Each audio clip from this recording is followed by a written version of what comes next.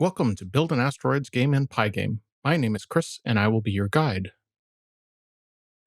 Pygame is a great Python library that allows you to quickly write your own 2D games. This course will show you how games are structured and the basics of working with graphics, animation, and sound. Writing games is a fun way to hone your skills as a coder and create something you want to show to your friends. In this course, you will learn about writing a game with Pygame, using game loops, including image and sound assets, and controlling your game through keyboard input. Spoiler alert, this is your final goal, a clone of the olden times arcade hit, Asteroids. Your ship flies around and shoots the rocks into smaller rocks, ultimately trying to remove all the space debris from the screen. One little hint for you, just because you might be good at writing them doesn't mean you can't suck at playing them. This course will be full of laughs as you watch just how bad my aging reflexes are, well, aging. A quick note before I show you the code.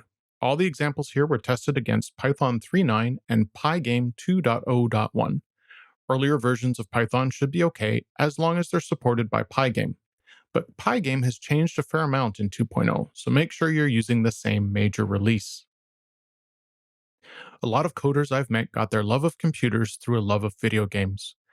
Back in the days of the dinosaurs, they were called mainframes at the time, my friends and I would get magazines, kind of like email but on glossy paper, with code listings for games. We would type the listings in, often not understanding what the code was doing, but the end result was a donkey that got hit by cars if you weren't fast enough. And although the technology has changed, my young nephew is learning to code right now because he wants to create a roguelike. Much of the challenge of writing games is dealing with graphics and sound, both things that can be very platform specific. Pygame is a 2D game library that abstracts away some of these problems. You won't write the next mind-blowing, awesome AAA hit with Pygame, but it is a great way to learn how to code games with a pretty acceptable learning curve. In fact, you can get simple games up and running fairly quickly. With a little practice, you can write a new game in an afternoon or a weekend. In the next lesson, I'll show you the basics of Pygame and how to get started blitting bits. In the previous lesson, I gave an overview of the course. In this lesson, I'm going to show you how to get started with Pygame, drawing simple shapes to the screen and animating them. Pygame is a third-party library and as such needs to be installed. It is recommended that whenever you install libraries, you use a virtual environment. There are links in the notes below that can show you how to do that if you haven't done it before. With your virtual environment activated, run the pip install command to download and install Pygame. Video games are structured around a central game loop. Inside of each iteration of the game loop, you handle any input from the user or outside events such as the network, determine where your movable pieces are in the game, and draw all the things visible to the user onto the screen, rendering a single frame of the game. Like movies, games are made up of a series of frames shown to the screen in rapid succession. To get the appearance of fluid motion, you want at least 25 frames per second, also known as FPS. Modern gaming hardware often goes way past this minimum, with high-fidelity games routinely using 60 frames per second. In order to achieve the goal of 25 FPS, you'll first have to draw a frame. A frame is just an image shown to the screen, albeit for a very short time. Graphic systems use a Cartesian coordinate system to describe where things are in the frame. This means the frame is described with an X and Y axis, with each pixel being described by an XY tuple called a point.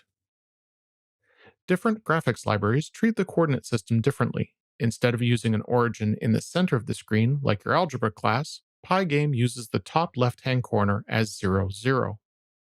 In order to draw this circle halfway across and a quarter of the way down, you describe it as 200 on the x-axis and 75 on the y-axis. The r parameter to the circle function specifies the radius. An r of 15 will give you a circle with a diameter of 30 pixels. For this sample screen size of 400 wide and 300 tall, 200, 75 gives you the circle you see here. Not all graphic systems use the top left corner as the origin. This means when loading images in, you may have to translate coordinate systems. Another peculiar side effect of this origin is that moving up on the screen is a negative direction. You'll see more on this later. Now that you're oriented and you've seen a circle, let's go write some code. Here's the code for your first game. Did you hear the air quotes around that word? To get started, you'll need to import the Pygame library and initialize it. The init call on line 5 gets Pygame set up.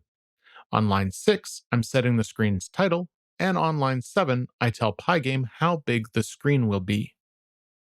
In this case, I've chosen 800 pixels wide and 600 pixels tall. Note that the setMode method takes a tuple specifying the dimensions rather than two parameters. The setMode method returns a surface. Surfaces are where you can draw things. In this case, the surface is the main screen of the program. I'm storing this away in a variable called screen so that I can draw to this surface later. I mentioned that games have a game loop, and here is yours. This while loop loops forever, or until someone trips the quit condition. Inside this loop, you normally handle any user interaction, the calculation of the positions of objects, and the rendering of a frame. Once all that is done, you start the next loop. In this first program, the only user interaction is handling the quit event. This inner loop on line 10 goes through all of the events that have happened since the last iteration of the game loop. For this simple program, the only event you are interested in is if the close button on the app has been pressed. Line 14 fills in the background of the screen by calling the fill method on the screen's surface. Fill takes an RGB tuple that specifies the color to fill with. In this case, it is a shade of blue. Were you expecting something different in a program named Blue? Lines 15 through 17 are about positioning the objects to be drawn. In this case, the only thing being positioned is a single circle. I'm randomly choosing an x, y, and radius value for the circle. Note the choice of the range of values for x and y. The radius of the circle is always between 2 and 10, so the ranges of x and y are chosen so that the circle always appears on the screen. With appropriate random values selected, line 18 draws the actual circle. The Pygame Draw module contains many functions for drawing lines and shapes. The circle function takes a few parameters. The first is a surface to draw on. This is the background screen. The second, a color to draw with, once again an RGB value for a different shade of, well, what else? Blue. The third is an XY tuple representing the point where to draw the circle. And finally, the radius of the circle that needs to be drawn. The last line here calls display flip. The drawing that has been happening so far hasn't actually been drawing to the screen, but to a buffer. You want to do things this way so that everything is shown on the screen at the same time. If you're drawing lots of objects, you don't want them to blink in and out as each is created. This flip method takes everything in the surface buffer and updates the screen with a copy of the buffer all at once. Let's see all of this in action.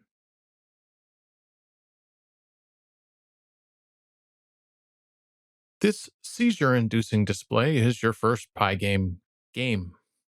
A nice pretty shade of sky blue is filled into the screen, then a navy blue circle is drawn randomly.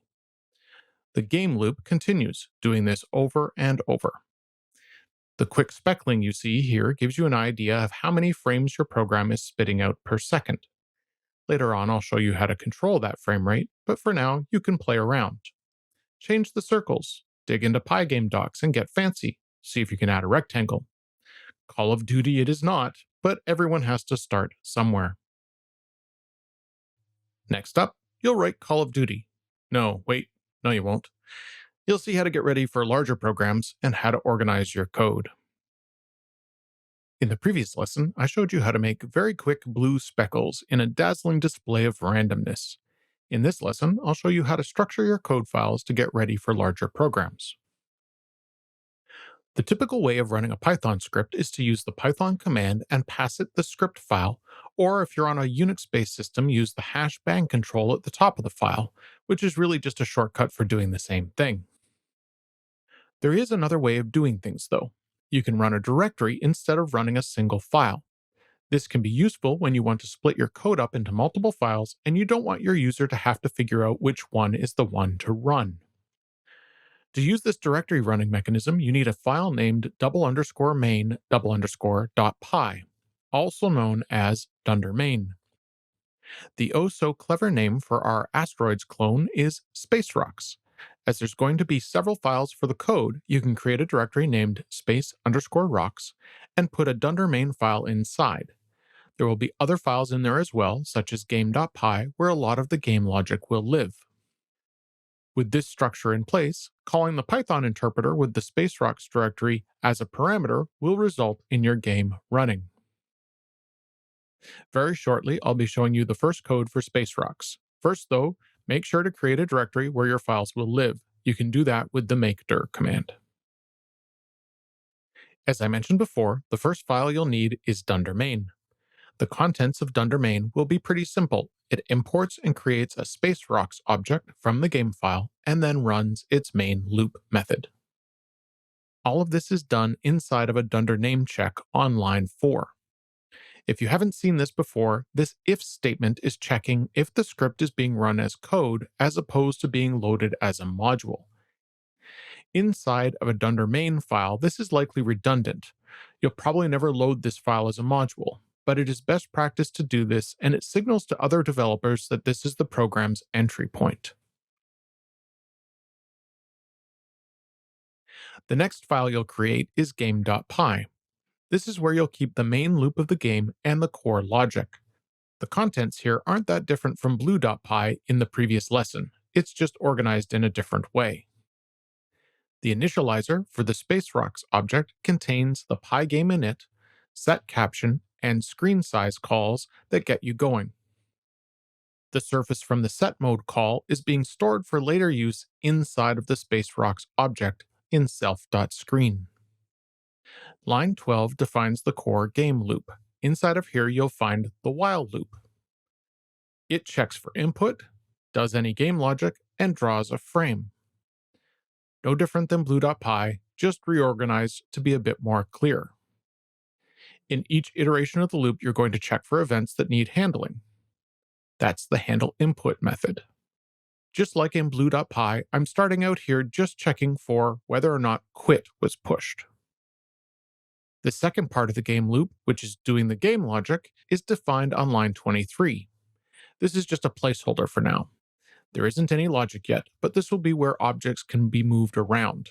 Expect great spaceship and rock position logic here in the future. Let me just scroll down. The final part of the game loop is the drawing. This first version of SpaceRocks does nothing but draw a blue background. Not all that exciting, but imagine the frame rate you're going to get with so little happening in each loop.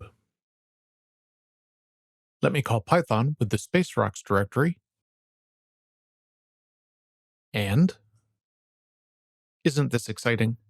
Not exactly the easiest game to win, but you're ready to go. With this, a multi-million-dollar budget and several hundred developers, you could be writing Call of Duty in no time.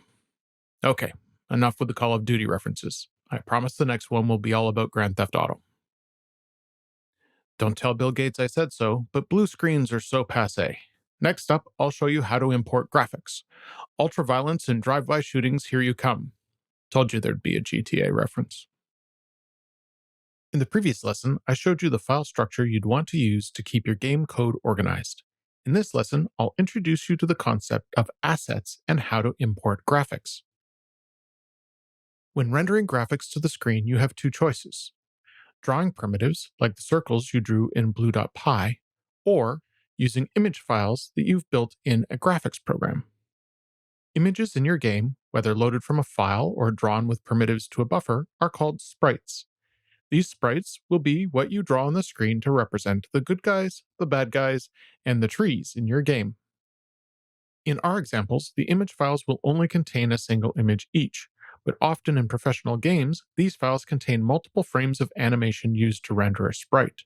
For example, to show a character walking, you'll need several different images, each with different positions for their legs.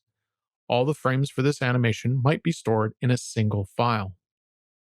Similar to the graphics choices, when playing sound, you can use sound primitives that make beep beep noises, or load sound files with music or sound effects. External graphic and sound resources are collectively known as assets. Part of writing a game is generating these assets and then loading and managing them inside of your code. Pygame provides functions for loading and manipulating assets in your game.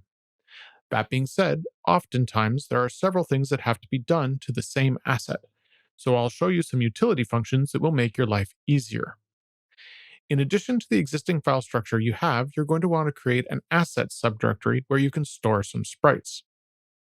You'll also want to create a new utils.py file for your utility code. Let me show you how to load an image and get rid of that boring blue background. Here, I'm in the newly created utils.py file.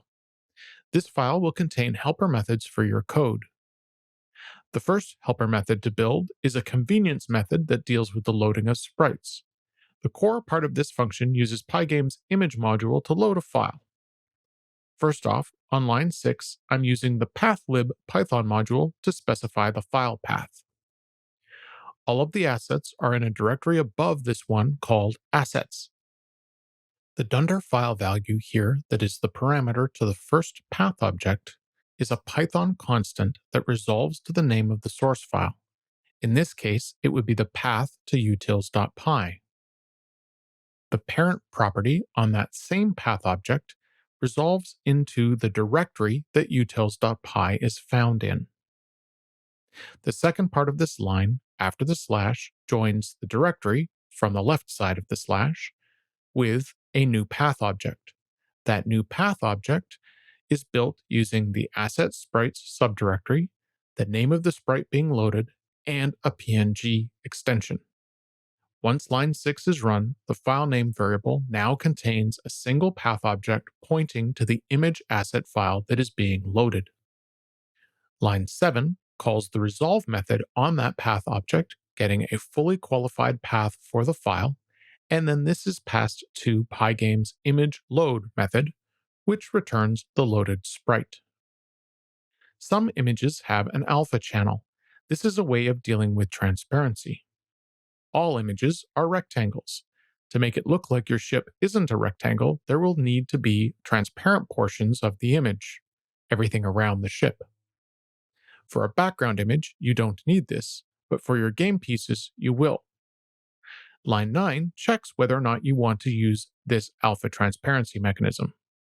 The loaded image needs to be converted into an internal format for Pygame. On line 10, you're in alpha transparency mode, so you need to call convert alpha. For images that don't require the transparency, like a background image, the faster plain convert method can be used instead. Both line 10 and line 12 return the loaded image back to the caller in a format that Pygame can use. With the utility in place, you can now use it inside of Space Rocks. Let's get rid of that pesky blue background. There's nothing terribly complicated here. Line 12 uses the load sprite utility to load the space asset and store it in self.background. As this is a background image, there's no need to use the alpha channel, hence the second parameter here is false. With this sprite stored inside of self.background, now all you have to do is display it. Let me go down to the bottom of the code. Now, instead of filling the screen with blue, I'm going to call the blit method instead. Blit is a gaming term meaning transfer a bunch of bytes from one buffer to another. In this case, the background image loaded in the init method is going to be blitted to the screen surface at position 0, 0. The rest of the code is the same as before. Let's go see the result. Okay, still not the most exciting game, but this image of the final frontier beats plain old blue any day of the week. That's your first sprite. Next up, it's time to take a turn on the catwalk. What? Oh, My producers tell me they aren't that kind of models. I'm sure it'll be fine. In the previous lesson, I talked about assets and showed you how to load an image into the game space. In this lesson, I'll show you how to represent the objects in your game. Your Asteroids clone has various things inside of it: a ship, some rocks, and some bullets. Each of these things will be represented by a Python object. This allows you to write common code that stores and handles position and velocity values, and methods for using the objects. This will include things like drawing them and deciding if they're bumping into each other. To get started, I'll create a game object class. Eventually, this will get extended into specific types of objects, but the generic version will get you going. Each object in the game will need to represent something on the screen. You're going to store the sprite that will be shown. Keep in mind, this is based on an image and therefore a rectangle. This will become important in a second. The position of the object. I'm going to choose to use the center of the object to specify the position. You'll see why in a second. And as your objects are going to want to move around, you'll need to store the velocity of the object. This will be a tuple representing the speed and direction of the object. Let's add a bit of flavor and load in a rock image. Look out, it's coming right for us! Phew, that was close. But you see the problem, right? All sprites are rectangles. How do you know if two things collide? The simple way is to see if their rectangles overlap. But as you can see here, that will mean near misses will get flagged as collisions. Instead of this, you can tighten up your collision algorithm by choosing a circle of collision. You'll need a circle inside of your sprite, and to describe that circle, you'll need its radius. This is why I've chosen to specify a position value based on the center of the object, even though when it's blit to the screen, you'll need to convert it to the top left corner coordinates. By using the center and a radius, you can quickly use circle-based collision detection. It isn't perfectly aligned with the sprite, but both the rocks and the ship are mostly circular, so it'll be good enough. Okay, you've got the idea. Let's write some code. To try and keep things separated, I'm going to write all the game objects in their own file. This is models.py. Here, I've written a generic game object that will form the basis of all the models moving forward. Inside of the init method, I start out by saving the position. The position is passed in as a point, an XY tuple, but for convenience sake, I'm going to convert that into a Pygame vector2 object. A vector is just a set of two numbers, but the Pygame implementation provides methods for doing math that will be useful when dealing with moving the object around and determining the distance between objects. The second parameter to init is the sprite that will be drawn. This is being stored on line 7 for future use. With the sprite passed in, you can use the size of the sprite's rectangle to calculate a collision circle. For our purposes, all the assets are squares, so half the width of the sprite gives the radius of the collision circle. On the final line of init, I'm storing the velocity. This is a tuple containing the speed and direction, and like position, it'll be stored as a Pygame vector2. With the object ready to be created, you're going to need some methods for drawing, moving, and collision detection. The drawing method simply does a bitlet of the sprite onto a given surface. But remember that to make collision calculations easier, I'm using the center of the sprite as its position origin. That's not how Pygame works. It wants top left based coordinates. This means you have to convert from the local center-based coordinates to top-left based before doing the blit. A bit of vector math on the position, subtracting the radius, half the width, and you're in the right coordinate space. This is the beauty of using vectors. Without them, you'd have to do math on the x-coordinate, then separate math on the y-coordinate. With vectors, instead, you can just subtract and you're ready to go. With coordinate conversion complete, all you have to do to draw the asset is blit it to the surface passed in. In this case, that'll be the screen's surface. As you're trying to create moving objects, every object has a velocity, and for each frame drawn, its position must change. The move method updates this object's position by moving it using the speed and direction stored in the velocity vector. And finally, this handy little method uses the collision circle of the object to figure out if it overlaps with the collision circle of another object. The distance to method on a vector returns the difference between 2 points. In this case, the distance is between the center of this object and the center of the object passed into the method.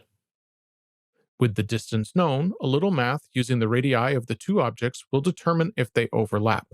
This method returns a boolean set to true if the other object passed in collides with this game object. I'm back inside of game.py, and now that I've got the newly minted game object, I'm going to add some assets to the game. Let's start by adding a ship. Line 15 loads the spaceship sprite, and line 16 creates a game object that represents that ship. The ship starts out at position 400, 300, which is the center of the screen. It uses the freshly loaded ship sprite and has a velocity of 0 speed and 0 direction. That's fancy talk for standing still. Standing probably isn't the right term for a ship in space. Hovering? Floating? Maintaining 0 velocity with respect to the inertial reference frame specified by the game screen? Either way, still. Having a ship is fine and all, but what is our Space Rocks game without some rocks? Lines 18 and 19 load the asteroid sprite and create a second game object. This one is a space rock at position 50, 300 and uses the asteroid image. The asteroid has a velocity of 1, direction 0. This means for every frame of the game, this object will move 1 pixel to the right. To help test the collision code, line 21, just below the definition of our rock, creates a counter that will be used to track how many collisions have happened. Let me just scroll down here. The previously empty GameLogic method now has some logic in it. The ship's move method is called, and then the rock's move method is called. To be able to see some results, our game objects have to be drawn. Lines 40 and 41 call our objects draw methods, passing in the background screen as the surface to be blitted upon. Note that the drawing of these objects has to be after line 39, the drawing of the background.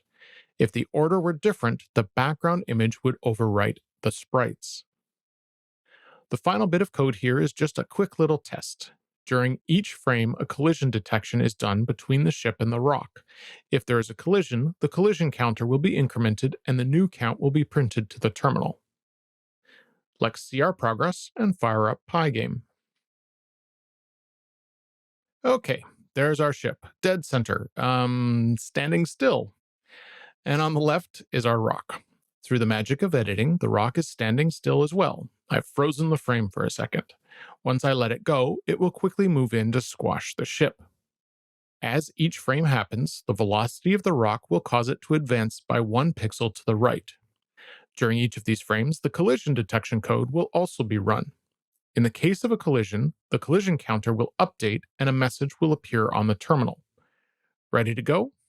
Okay, action. There's our rock.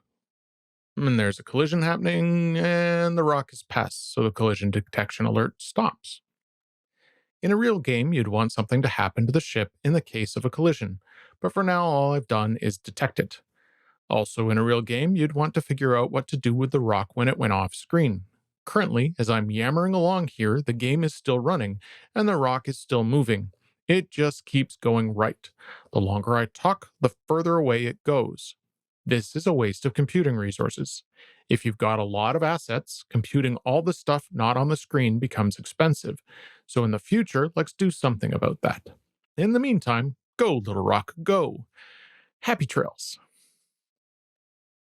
Up until now, things have been moving as fast as your computer will allow.